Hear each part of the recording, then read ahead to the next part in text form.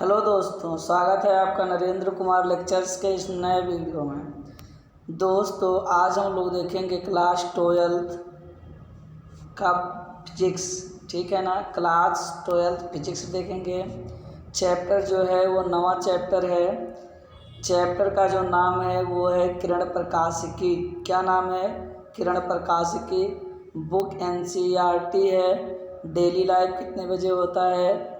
Daily live होता है 8:30 बजे। ठीक है ना, 8:30 बजे होता है। सीरीज का नाम है तैयारी जीत की। ठीक है ना, तैयारी जीत की लाइव विद नरेंद्र कुमार। ठीक है, कुमार नरेंद्र। ठीक है ना, तो और आज इस टॉपिक में हम पढ़ने वाले हैं प्रिज्म से अपवर्तन। ठीक है ना, उसमें हम देखेंगे कि विचलन कोण क्या होता है, कैसे प्रकाश की किरण निकलती है, प्रिज्म में कैसे प्रवेश करती है, वहाँ से कैसे निकलती है। और ये इस चैप्टर का 11वां लेक्चर है। इसके पहले 10 लेक्चर हो चुके हैं। अगर आपने उसे नहीं देखा है तो पहले आप उसे देख लीजिए। ठीक है ना, ताकि आपको ये वाला जो टॉपिक है बहुत अच्छे से समझ में आए। ठीक है ना, तो स्टार्ट किया जाए। जल्दी से जुड़ जाए सब लोग, बहुत जल्दी से आप लोग जुड़ जाइए। फिर उसके बाद तुरंत स्टार्ट किया जाए। ठीक है, तुरंत स्टार्ट करते हैं। जुड़ जाओ, बुलाओ सबको, बिस्तर से उठा कर ले आओ।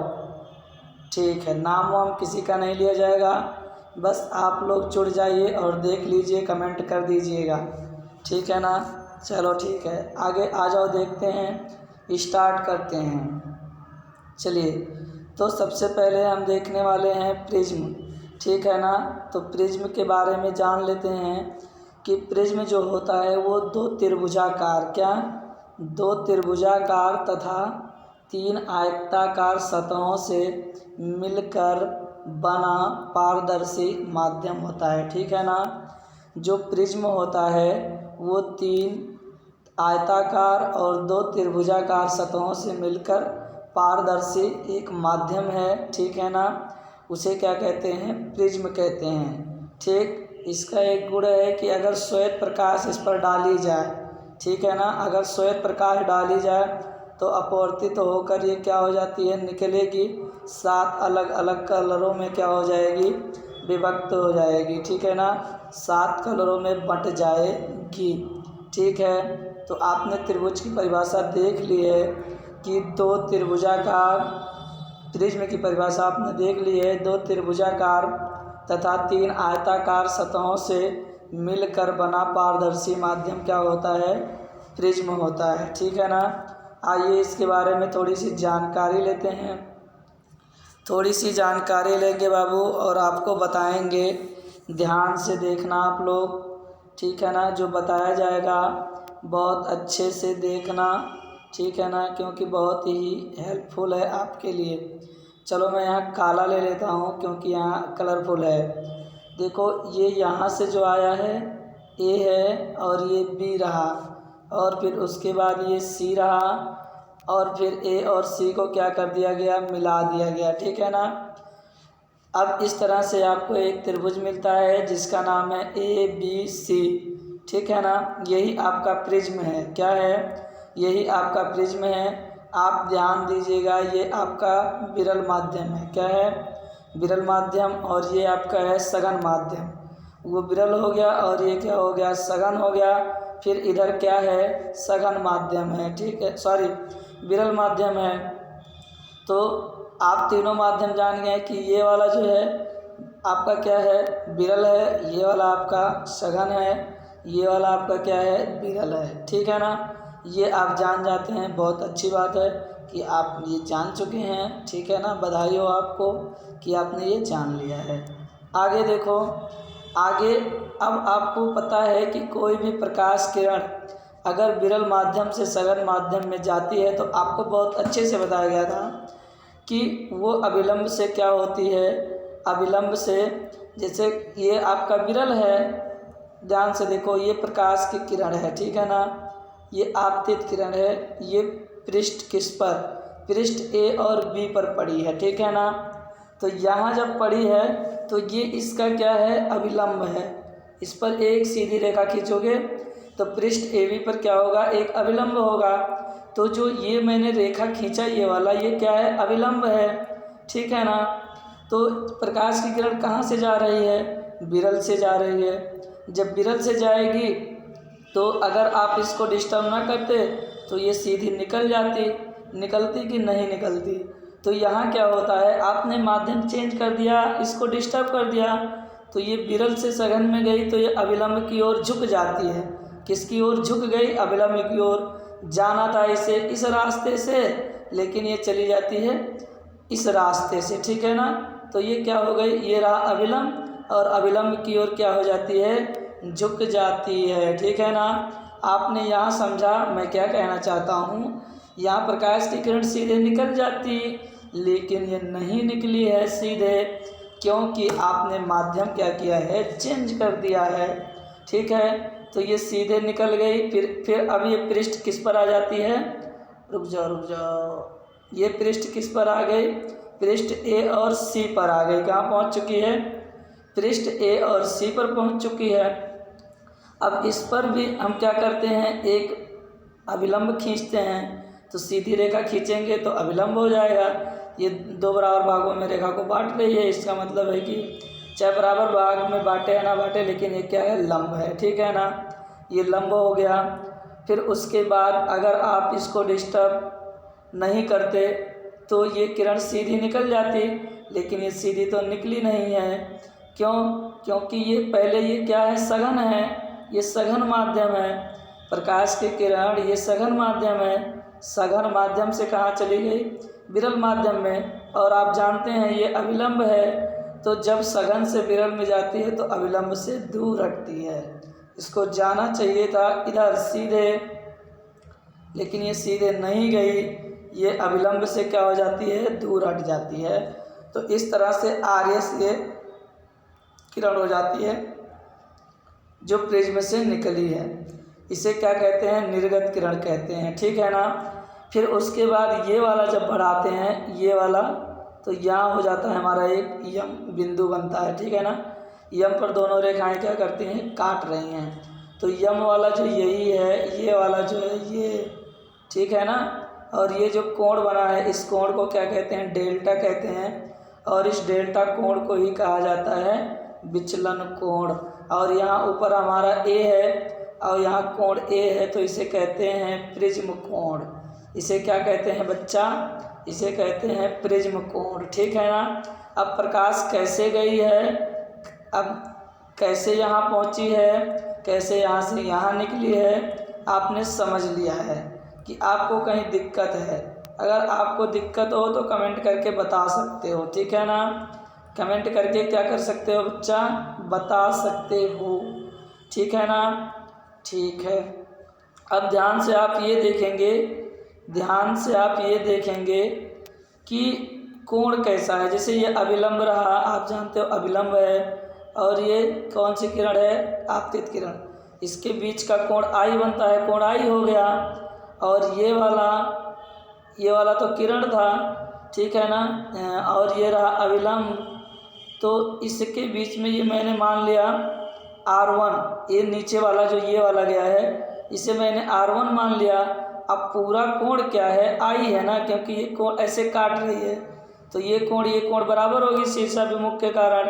तो ये वाली कोण और ये पूरा कोण क्या है, बराबर है। लेकिन तो नीचे वाले का मैंने क्या मान लिया, I मान लिया। क्या मान लिया, नीचे वाले का I मान लिया, सॉरी नीचे वाले का R मान लिया। फिर उसके बाद ऊपर I में से R घटाएंगे तो क्या हो जाएगा, I माइनस R हो जाएगा। इसलिए यहाँ पहली बार अपवर्तन हुआ है तो R1 मान लिया, या दूसरी बार तो R2 मान लिया, ठीक है ना। यहाँ समझे कि नहीं समझे, चलो एक बार मैं फिर से समझा देता हूँ। मैं एक बार आपको फिर से समझा देता हूँ, मेरा मकसद है कि आप जान जाएं, ठीक। तो ये आपतित किरण है और ये है अभिलंब, इसके बीच का कोण I, और ये रहा आपका इधर किरण जाती और ये रहा अभिलंब।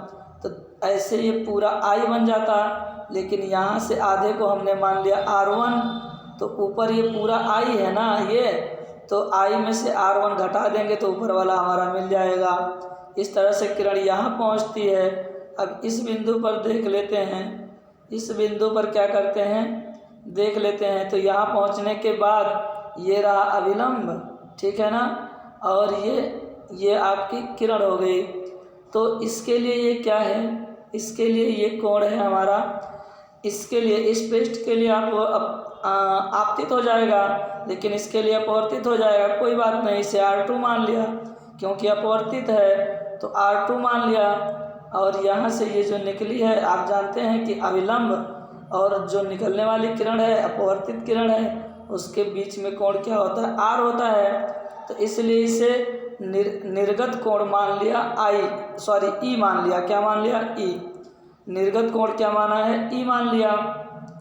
अब ये वाला E और ये वाला पूरा बराबर होना चाहिए, क्योंकि ये क्या है, शीर्षाभिमुख कोण है। लेकिन नीचे वाले का आपने R2 मान लिया, तो ऊपर वाला क्या मानना होगा कि E में से हमारा कितना घट जाए, E में से हमारा R2 घट जाए तो ऊपर वाला कोण आ जाएगा। इसलिए ऊपर हमने क्या मान लिया है कि E माइनस R2 हो जाएगा, ठीक है। अब आप जानते हैं ये वाला क्या है, ये वाला है आपका, ये वाला आपका है, यहाँ जो बन रहा है कोण, ये डेल्टा है, इसे विचलन कोण कहते हैं। क्या कहते हैं, विचलन कोण कहा जाता है, ठीक है ना। तो ये हो गया विचलन कोण और ये हो गया कोण। आपने सब कुछ देख लिया है। आइए डेरिवेशन करते हैं, देखते हैं क्या मामला है, डेरिवेशन किया जाए, ठीक है ना। अच्छा, एक चीज़ आपको और दिखा दें, यहाँ आपको बता दें कि यहाँ जो I है वो आपका क्या है, आपतन कोण है। I क्या है, आपतन कोण है। E जो है वो आपका क्या है, निर्गत कोण है। और जो PQ देख रहे हो, P यहाँ है, P यहाँ है, Q यहाँ है, तो ये वाली किरण जो हो जाएगी आपतित किरण। Q यहाँ है, R यहाँ है, तो ये हो जाएगी आपतित किरण, ठीक है। और यहाँ R है और यहाँ S है, ये हो जाएगी निर्गत किरण। कौन सी किरण, निर्गत किरण, ठीक है ना। तो आप सब जान चुके हैं, इसमें कोई दिक्कत वाली बात नहीं है। आगे हम देख लेते हैं, एक चतुर्भुज बन रहा है AQNR, एक चतुर्भुज बन रहा है AQNR। आपको दिखा दें, आप देखेंगे भाई कि कहाँ बन रहा है। रुक जाओ, मुझे इसे मिटाने दो यार, टच कम काम कर रहा है। चलो देखो, एक बार कलर चेंज कर लें, रहने दो, ना चेंज करो। देखो यहाँ A है, ठीक, यहाँ Q है, यहाँ क्या है, N है, और यहाँ क्या है, R है। फिर A R को ऐसे मिला दिया तो ये क्या बन गया, एक चतुर्भुज बन गया। मैं कलर चेंज कर रहा हूँ, आप फिर से देखेंगे, ये A है, ये Q है, ये क्या है, N है, यहाँ R है, यहाँ क्या है, A है। तो इस तरह से क्या बन गया, एक चतुर्भुज बन गया। और आप एक चीज़ ये जानिए कि चतुर्भुज के चारों कोण जब जोड़े जाते हैं, चतुर्भुज के चारों कोणों का योग कितना होता है, 360 डिग्री होता है। कितना होता है, 360 डिग्री। यानी ये चारों कोण जब हम जोड़ेंगे तो कितना हो जाएगा, 360 डिग्री हो जाएगा, ठीक है ना। ठीक है, जोड़िए, आप लोग जोड़िए, सबको जोड़िए, ठीक है, आप लोग सबको जोड़िए। जोड़ क्यों नहीं रहे हो, संख्या कम है भाई, जोड़ लो, ठीक है ना। देखो, तो इसी प्रकार बताया गया कि AQNR जो अभी चतुर्भुज मैंने बनाया उसमें एक कोण है, कोण A, ठीक है ना। देखो, एक कोण सबसे ऊपर क्या है, कोण A है, यहाँ कोण A लिख लिया। और यहाँ एक कोण है Q का मतलब हो गया AQN, एक कोण क्या है, AQN। तो देखो यहाँ लिखा गया कोण AQN, एक कोण ये हो गया। और दूसरा कोण इसमें क्या हो जाएगा, दूसरा कोण होगा QNR, ये वाला कोण। तो अगला वाला कोण क्या होगा, यहाँ होगा QNR, ये वाला कोण हो गया। अगला कौन सा होगा, इसको ये होगा NRA,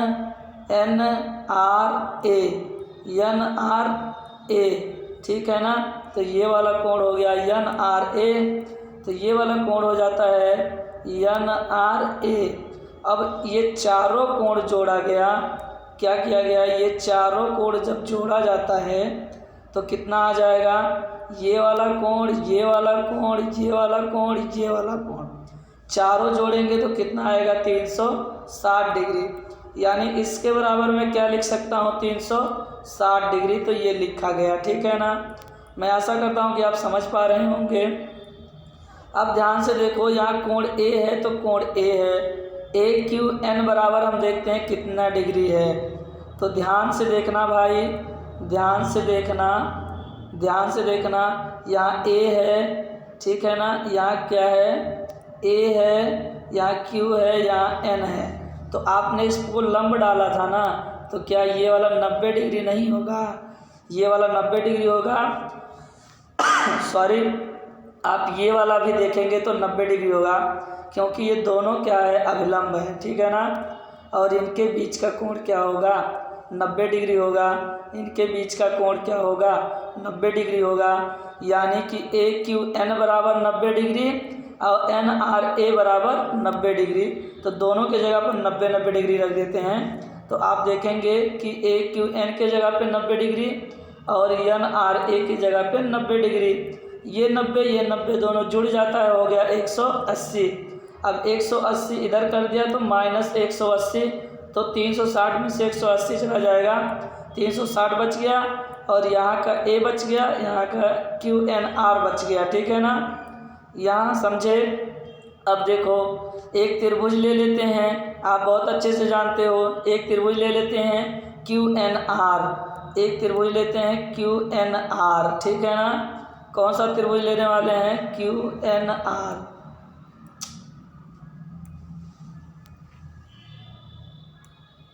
क्यू एन आर कौन सा त्रिभुज ले रहे हैं, यहाँ हमारा है क्यू, यहाँ है एन, यहाँ है आर। ये एक त्रिभुज ले रहे हैं, क्या ले रहे हैं, त्रिभुज।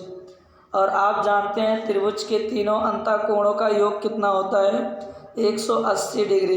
त्रिभुज के तीनों अंतःकोणों का योग कितना होता है, 180 डिग्री। तो यहाँ एक त्रिभुज लिया गया है, ठीक है ना। एक काम आप कर लीजिए, यहाँ जो है ए बराबर निकाल लीजिए, तो इसको पक्षांतर करोगे तो हो जाएगा 180 माइनस क्यू एन आर, ठीक है ना। ये समीकरण 1 हो गया, ठीक।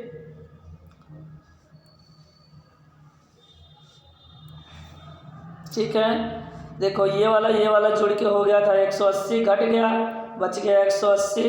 यहाँ ए, यहाँ क्यू एन आर प्लस का ये हो गया, इसको इधर पक्षांतर कर देना, माइनस हो जाएगा, तो ये बराबर इतना आ जाएगा समीकरण 1। क्यू एन आर में तुमने अभी देखा है कि तीनों कोण जोड़ेंगे तो कितना हो जाएगा 180। तो ये कोण R1, कोण R2, क्यू एन आर तीनों जोड़ दिया तो कितना हो जाएगा 180। तो देखो यहाँ आपका क्या है, R1 है, यहाँ R2 है, यहाँ क्यू एन आर है, देखो n हो गया, तीनों जोड़ दिया तो कितना हो जाएगा 180। तो यहाँ तीनों जोड़ दिया गया है, ये हो गया 180। अब समीकरण 1 और 2 से चलते हैं, ठीक है ना। समीकरण 1 और 2 से चलते हैं तो ये वाला क्या हो जाएगा, पक्षांतर हो जाएगा। क्या हो जाएगा, पक्षांतर हो जाएगा कि नहीं हो जाएगा।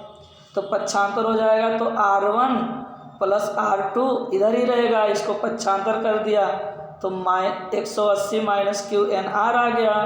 180 माइनस क्या आ जाता है, क्यू एन आर आ जाता है, ठीक है ना। क्या आ जाएगा बच्चा, क्यू एन आर आ जाएगा माइनस का, और समीकरण 1 2 से चलोगे तो ये वाला इधर का राइट साइड, ये वाला इधर का राइट साइड, ये वाला राइट साइड बराबर है, कट गया, तो ए बराबर आ जाएगा R1 प्लस R2।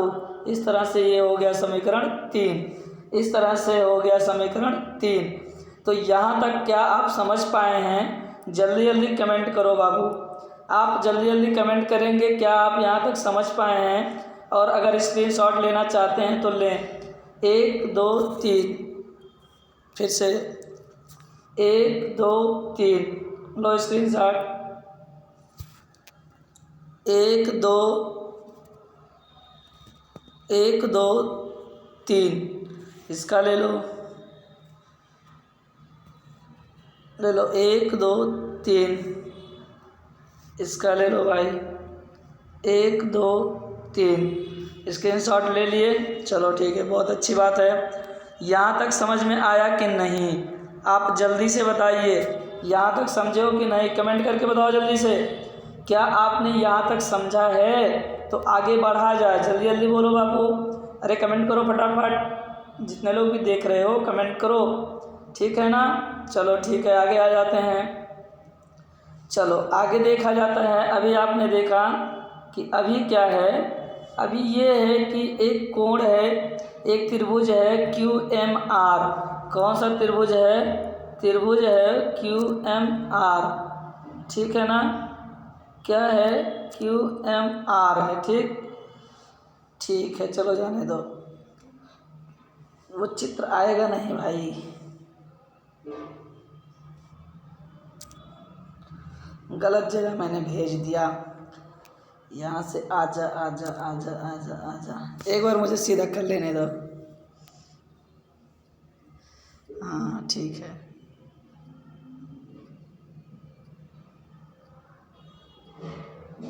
आप लोग परेशान मत होइए, बस 1 सेकंड का काम है, परेशान होने की ज़रूरत नहीं है, ठीक है? तो देखो आओ मैं दिखाता हूँ आपको, मैं आपको दिखाता हूँ। यहाँ आ गया, तो यहाँ चित्र क्या है? यहाँ आपने लिया है क्या? QMR। क्या? QMR। तो एक त्रिभुज ले लेना QMR। तो इधर देखो, यहाँ रहा Q, यहाँ रहा M, यहाँ रहा R, ठीक है ना? ये ले लिया, क्या ले लिया? ये त्रिभुज आप ले लेते हो, ठीक है ना? इससे मैं इस तरह से नहीं करूँगा, नहीं तो दिक्कत हो जाएगी समझाने में। यहाँ हो गया QMR और ये वाला, ठीक है ना? ये वाला त्रिभुज लिया गया और ये वाला डेल्टा है। अब हम ये देखते हैं, इस त्रिभुज का ये बाह्य कोण है। तो आपको एक नियम बताया गया है, किसी त्रिभुज का बाह्य कोण उसके अंदर के 2 कोणों के योग के बराबर है। तो ये बाहर का कोण हो गया, इसके अंदर का एक कोण, ये इसके अंदर का दूसरा कोण, यानी जब हम ये दोनों जोड़ेंगे तो क्या आएगा? डेल्टा बराबर आएगा। I minus R1 E minus R2 जोड़ेंगे तो क्या आएगा? डेल्टा आएगा, ठीक है? तो यहाँ देखो डेल्टा बराबर क्या है? ये बाह्य कोण है। तो I minus R1 plus E minus R2 दोनों जोड़ दिया, ये दोनों अंदर के कोण हैं, दोनों को जोड़ दिया तो डेल्टा के बराबर हो गया, बाह्य कोण के बराबर हो जाता है। अब क्या करते हैं? अब भाई इसको खोल देते हैं, क्या दिक्कत है इसमें? तो यहाँ हमारा हो जाएगा I प्लस E। देखो इसको एक साथ कर लिया, कोई दिक्कत नहीं है भाई, इसको जब खोला गया है तो कोई दिक्कत है नहीं। I minus R1 plus E minus R2, तो I प्लस E एक में कर लिया, दोनों माइनस में है R1 R2, तो माइनस कॉमन ले लिया, R1 प्लस R2 हो जाएगा। इसमें कोई दिक्कत वाली बात तो है नहीं। ब्रैकेट खोल देंगे बाद में, खोलना नहीं, पहले अपना काम कर लेना तब खोलना, ठीक है ना? नहीं तो गड़बड़ हो जाएगा। तो यहाँ क्या हो जाएगा? इसका मान क्या है? R1 प्लस R2 का मान क्या निकाले हो? R1 प्लस R2 का मान आपने क्या निकाला है? ध्यान से देखो, R1 प्लस R2 का मान क्या है? A है। क्या है? R1 प्लस R2 का मान क्या है? A है। तो हम क्या करते हैं, उसके जगह पे मान रख देते हैं, R1 प्लस R2 का मान A रख दिया यहाँ, और पहले माइनस है तो उसे क्या माइनस रहने दिया, ठीक है ना? तो इस तरह से ये आ जाता है। इस तरह से विचलन कोण हमारा आ गया। क्या आ गया? विचलन कोण आ जाता है। क्या आ जाता है बच्चा? विचलन कोण बराबर होता है I प्लस E माइनस का A हो जाएगा, ठीक है ना? अब एक ग्राफ है, ठीक है ना? इस ग्राफ को आप समझिए, ठीक है ना? ये एक ग्राफ है, इधर डेल्टा है भाई और इधर क्या है? इधर I है, ठीक है ना? तो ये आपको ये ग्राफ इसका जो होता है, इसका ग्राफ ऐसे बनेगा। ये ग्राफ ये बताता है कि जो डेल्टा का मान है, ठीक है ना, और डेल्टा का मान यहाँ क्या होगा? निम्न होगा, यानी बहुत कम होगा। डेल्टा का मान यहाँ मिनिमम होगा, ठीक है ना? तो जब डेल्टा का मान मिनिमम होगा, कम से कम होगा, तो I बराबर क्या हो जाता है? E हो जाता है। क्या हो जाता है? I बराबर E हो जाता है। और R1 बराबर क्या हो जाता है? R2। दोनों आपस में बराबर हो जाते हैं। तो ये ग्राफ ये दर्शाता है, सिद्ध करता है। तो आगे हम क्या करेंगे, इस ग्राफ की सहायता से आगे का सवाल लगाने वाले हैं, ठीक है ना। तो ये देखो न्यूनतम विचलन के लिए, किसके लिए, न्यूनतम विचलन के लिए, ठीक है ना। ये न्यूनतम विचलन होगा तब, तो डेल्टा बराबर क्या हो जाएगा, डेल्टा एम पर, डेल्टा बराबर डेल्टा एम पर। और यहाँ R1 और R2 दोनों आपस में क्या है, बराबर है। तो ये मैंने R के बराबर कर दिया, किसके बराबर कर दिया, R के। I और E आपस में क्या है, बराबर हैं। और आप जानते हैं R1 और R2 दोनों बराबर हैं, तो यहाँ R1 प्लस R2 और दोनों का मान R, दोनों का मान R बराबर क्या हो जाएगा, 2R, ठीक है ना। तो यही यहाँ देखो दोनों का मान R रख दिया, तो यहाँ A क्या हो जाएगा, A बराबर 2R हो जाएगा। यहाँ A बराबर क्या हो जाएगा बाबू, 2R हो जाएगा। और फिर R बराबर निकालेंगे तो ये दो इधर आ जाएगा, A/2 हो जाएगा। तो R बराबर क्या आ जाएगा, A/2 आ जाएगा। और फिर उसके बाद हम क्या करेंगे, मान को रख देंगे। उसके बाद क्या करेंगे, उसके बाद मान को रख देंगे। कौन सा मान, अभी जो आपने किसके बराबर निकाला है, डेल्टा बराबर निकाला ना। यहाँ डेल्टा बराबर क्या है, डेल्टा बराबर यही फार्मूला, यही वाला उठा के यहाँ ले आएगा, देखो ध्यान से, ये देखो I + E - A डेल्टा बराबर, तो यही यहाँ लिखा गया, ठीक। तो उसी पे रख देते हैं मान। तो यहाँ रख देंगे तो क्या हो जाएगा, I हो जाएगा और +E हो जाएगा, माइनस का A हो जाएगा। तो डेल्टा मिनिमम होगा, आपने यहाँ लिखा है, अभी यहाँ आपने लिखा है, क्या लिखा है, देखो ध्यान से, डेल्टा बराबर डेल्टा M। फिर उसके बाद यहाँ क्या हो जाएगा, यहाँ आपका हो जाएगा डेल्टा मिनिमम, और यहाँ हो जाएगा I रख देंगे, E I दोनों बराबर है, तो यहाँ 2I हो गया और ये माइनस का A हो गया, ठीक है ना। तो I बराबर मैंने इधर कर लिया और A को, सॉरी डेल्टा मिनिमम को इधर भेज दिया, तो इधर आ जाएगा। तो क्या हो जाएगा, डेल्टा मिनिमम प्लस A हो जाएगा, क्योंकि A को इधर भेज दो, क्या दिक्कत है, डेल्टा प्लस A हो गया ऊपर, और यहाँ दो गुणे में है तो इधर भेज देना, तो भाग हो जाएगा। तो ये भाग हो गया, ये वाला चौथा समीकरण और ये वाला पांचवा समीकरण। I बराबर आपने क्या किया है, इतना निकाल लिया है। अब आगे क्या करते हैं, स्नेल का नियम लगाते हैं। किसका नियम लगाते हैं, स्नेल का नियम लगाते हैं। तो स्नेल के नियम से, स्नेल का नियम कहता है sin I बटा sin R। स्नेल का नियम ये कहता है कि ऊपर वो रहता है जिस माध्यम में किरण जाती है, और नीचे वो रहता है जिस माध्यम से जाती है, ठीक है ना, जिस माध्यम से जाती है। तो यहाँ मैंने ले लिया n/1, क्या ले लिया, n/1। ये आपको बताया गया कैसे लिखा जाता है, अगर आप नहीं जानते हैं तो ये तीसरा वीडियो होगा, तीसरा लेक्चर होगा, आप वहाँ से जाकर देख सकते हो, ठीक है ना। प्लेलिस्ट में जाना, वहाँ एक तीसरा लेक्चर होगा, ठीक है ना। तो वहाँ से आप क्या कर सकते हो, देख सकते हो बहुत अच्छे से। तो यहाँ पहले ऊपर कौन लिखा गया, जिस माध्यम में किरण जाती है, ठीक है ना। तो यहाँ हो जाएगा ये ऊपर sin I, तो sin I का मान क्या है, sin I का मान अभी आपने निकाला यहाँ से, sin I का मान है delta minimum plus A/2।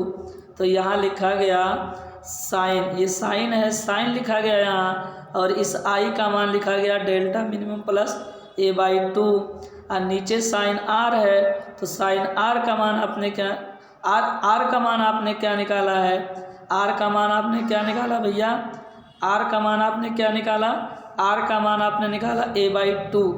R का मान आप क्या निकाले हैं, A/2। R का मान आप निकाल लेते हैं A/2। तो यहाँ साइन तो है ही है, यहाँ साइन पहले से है, यहाँ क्या है, साइन पहले से है, तो साइन लिख दिया, यहाँ R का मान रख दिया A/2, ठीक है ना। इस तरह से हमारा हो जाएगा, जो आगे रहता है वो ऊपर, जो पीछे रहता है वो नीचे, तो बताया गया आपको। फिर उसके बाद क्या हो जाएगा, ये हो जाएगा आपका, ये आपका बन जाएगा साइन n/2/n1, और ये हो गया sine into delta minimum plus A/2, अब पूरे का बटा साइन A/2।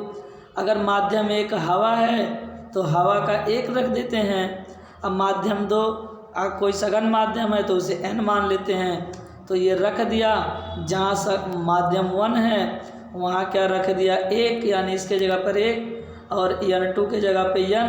तो n बराबर क्या आ जाता है sine delta minimum plus a/2, अब पूरे का बटा साइन a/2।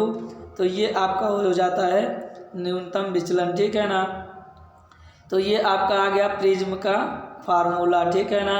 विचलन जो निकालते हो ये आ गया, अपवर्तनांक आ गया प्रिज्म से, n को क्या कहोगे अपवर्तनांक, ठीक है ना। तो ये क्या हो जाएगा प्रिज्म के पृष्ठ से, यानी अपवर्तनांक हो जाएगा, ठीक है। तो इस तरह से ये वाला फार्मूला आपने क्या कर लिया डेराइव कर लिया। ये वाला फार्मूला आप क्या कर लेते हैं डेराइव कर लेते हैं। आपको स्क्रीनशॉट लेना है तो ले लो, ठीक है ना। स्क्रीनशॉट अगर लेना है तो आप ले लीजिए, ठीक है ना। अगर आप स्क्रीनशॉट लेना चाहते हो तो ले लो भाई, स्क्रीनशॉट ले लो, ठीक है ना। तो आपने देख लिया, आपने क्या देखा, आपने ये देखा प्रिज्म से कैसे अपवर्तन किरण कैसे जाती है, कहाँ निकलती है, ठीक है ना।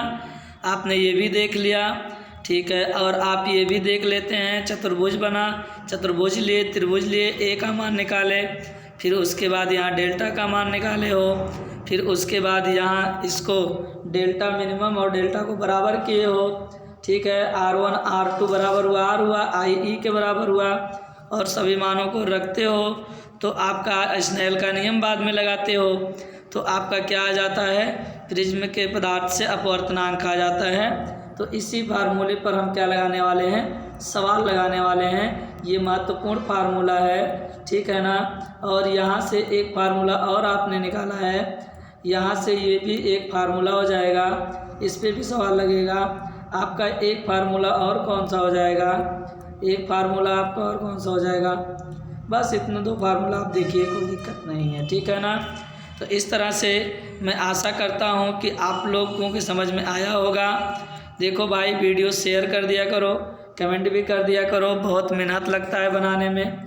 आप अगर एक वीडियो बनाएंगे तब आपको पता चलेगा कि कितना मेहनत लगता है। तो किसी के मेहनत पर पानी नहीं फेरना चाहिए, इसलिए आप लोग वीडियो शेयर कर देंगे और कमेंट कर देंगे आपको समझ में आया है। आप ये भी क्या करेंगे कमेंट में बता देंगे, ठीक है ना। तो आज के लिए बच्चा इतना ही काफ़ी है, हम कल फिर मिलेंगे आपसे, तब तक के लिए जय हिंद।